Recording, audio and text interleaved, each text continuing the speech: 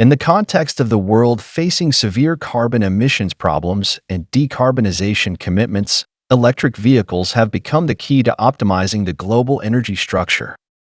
The United States, China, Europe, and other countries have regarded electric vehicles as the focus of market development, and India, as the fifth largest automobile market in the world, naturally does not want to miss the trend of this era.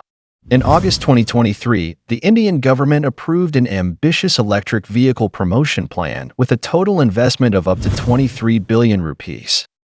The goal of this plan is to introduce 1,000 electric buses to 169 cities in the next 10 years while building the necessary infrastructure. But here's a key question. Where will these 1,000 electric buses come from?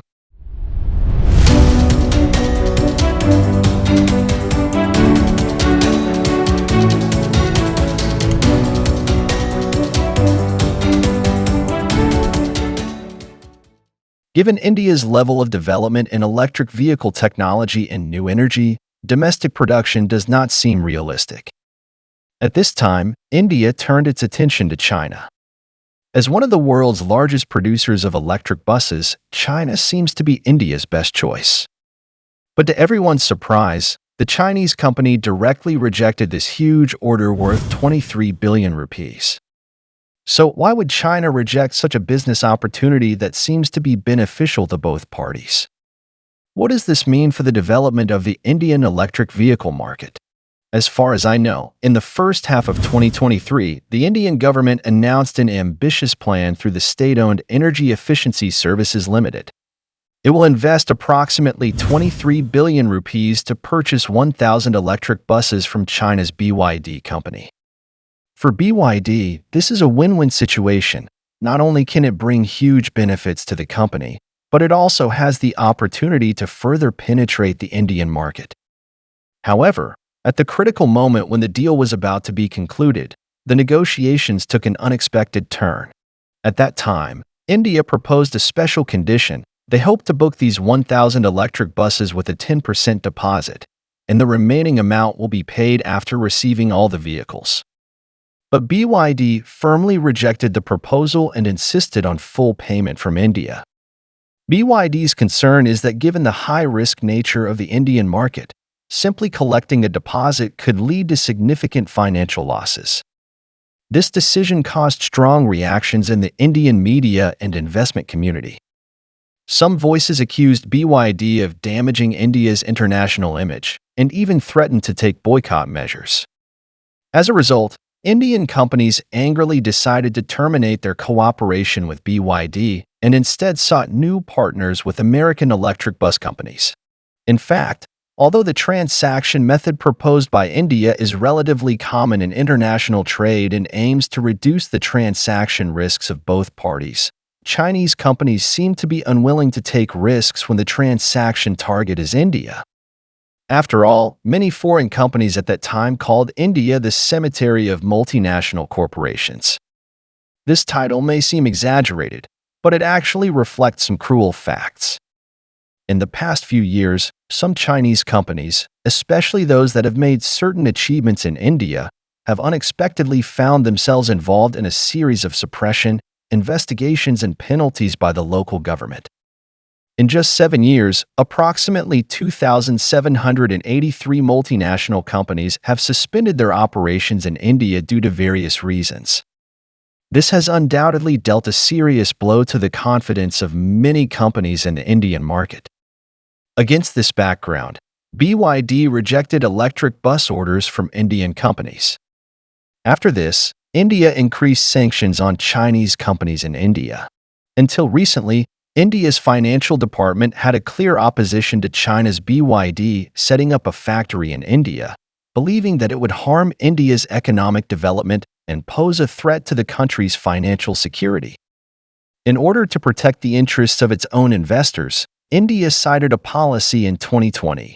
Countries bordering India must first obtain government approval to build factories in India. The purpose of this policy is to prevent China and other countries from making further acquisitions of Indian real industries.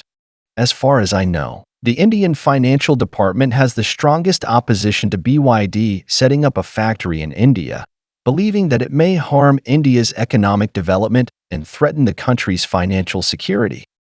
In order to protect the interests of domestic investors, India has adopted policies promulgated in 2020 as a basis. The policy requires countries bordering India that want to build factories in India to first obtain government approval before they can introduce capital. This policy aims to prevent countries like China from making further acquisitions of Indian real industries and protect the development of Indian real industries. Faced with the uncertainty of the Indian government's policies, Chinese companies feel helpless. But BYD is not the only company targeted by India. Many Chinese companies have also suffered heavy losses in the process of trading with India. In 2023, Ericsson's patent infringement lawsuit against Xiaomi highlighted the complexity of the Indian market. Although Xiaomi expressed its willingness to pay patent fees, the Indian court issued a restraining order due to its slow progress, suspended Xiaomi's financial activities in India, and ultimately froze Xiaomi's approximately $680 million in assets in India. Against this background, many Chinese companies had to cancel their business plans in India. At the same time, India is also seeking cooperation with other countries. However, compared with cooperation with Chinese companies, other countries' cooperation methods may face more difficulties. Taking the electric bus order as an example, Indian companies will encounter three main problems when cooperating with American companies. The first is the cost issue. Although the United States provides purchase subsidies, the average selling price of electric buses in the United States is as high as $300,000. Even after subsidy is deducted, the cost of each bus reaches $278,000, which is much higher than the average selling price of electric buses in China, $150,000. This is obviously a costly deal for financially strapped India, especially when it is difficult for India to pay large purchases in one go. U.S. companies may be unwilling to accept installment payments or only receive small deposits like Chinese companies, fearing India's credit risk. This poses a problem for India in raising funds and may lead to delivery delays or even order cancellations. Although India is trying to cooperate with American companies, winning the trust of American companies is not easy due to its business reputation issues.